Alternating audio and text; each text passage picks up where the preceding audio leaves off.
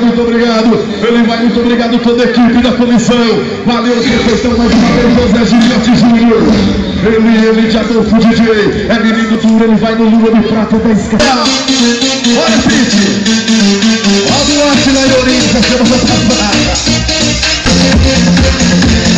Ele vai a semana que vem a Batiá, no Paraná.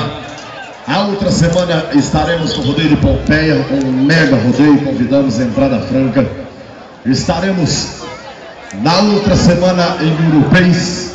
A 1ª de outubro estaremos em Guaraçaí.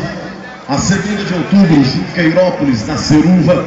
Cédula de Goiás. Ele veio do estado de Goiás, é pó de ouro do Escatolim, touro, pó de ouro.